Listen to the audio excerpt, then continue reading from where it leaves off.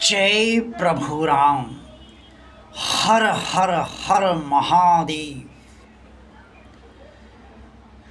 भगवान और आप चैनल के अत्यंत प्रिय श्रद्धालु भक्तों और अत्यंत प्रिय श्रद्धालु दर्शकों,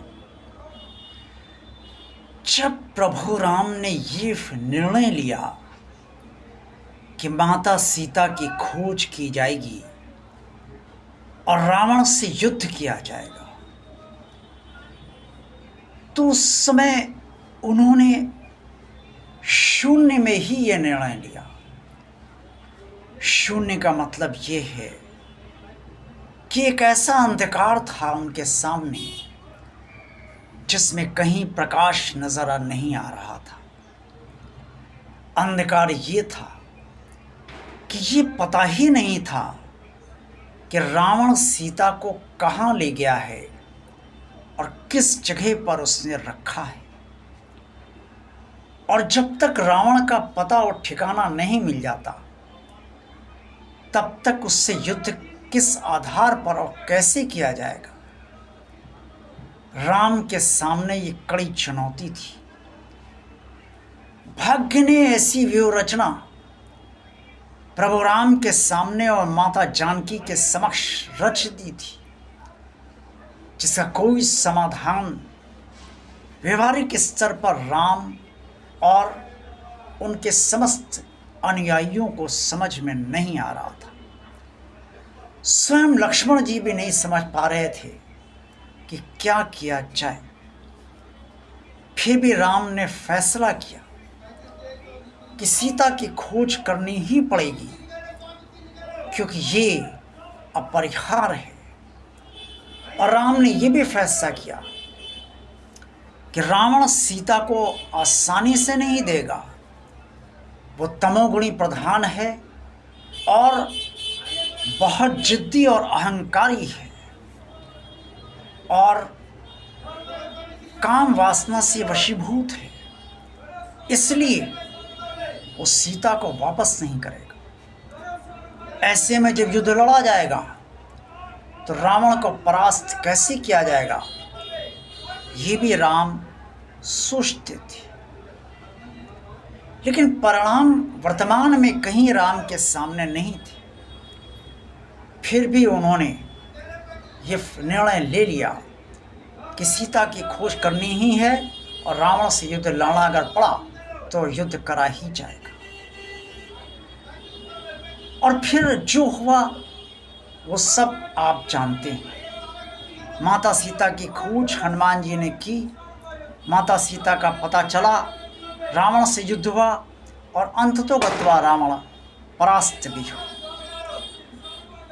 कहने का मतलब ये है, और ये सब मैंने इसलिए बताया कि हम सब के सामने एक ऐसा गहन अंधकार अक्सर जीवन में कई बार आता है, जब हमें उसमें अंधकार में प्रकाश की एक किरण भी नहीं दिखती और हम ये सोचते हैं कि इतने घने अंधकार में हम डूबते चले जा रहे हैं और प्रकाश कहीं है ही नहीं।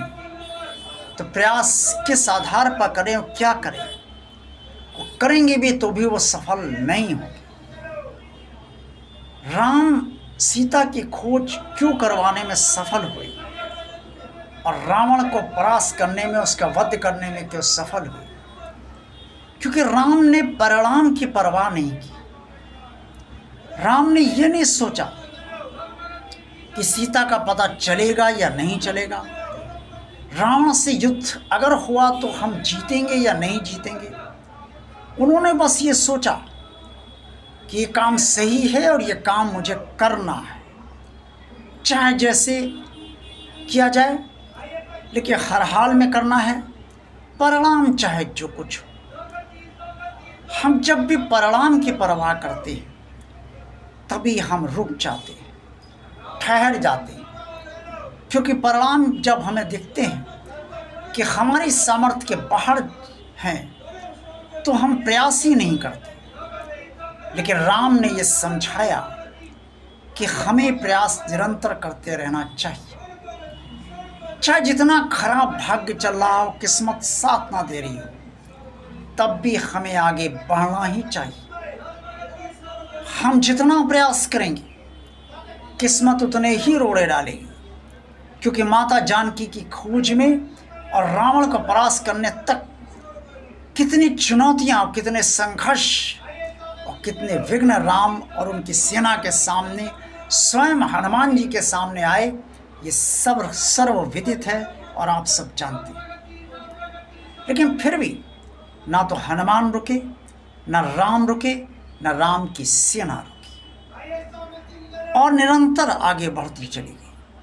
अंत तो गत्वा जो भाग्य था उसे पीछे हटना ही पड़ा और कर्म यानी कि पुरुषार्थ को विजय भाग्य को देनी ही पड़ी।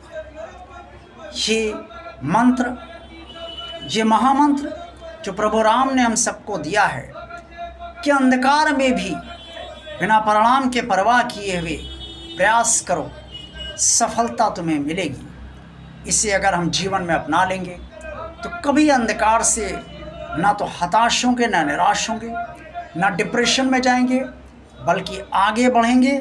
लेकिन तभी जब हम परिणाम की परवाह नहीं करेंगे और ये सोचेंगे कि काम तो हमें करना ही है, नैतिक कार्य होगा तो प्रभु राम और हर हर महादेव आपका साथ अवश्य देंगे।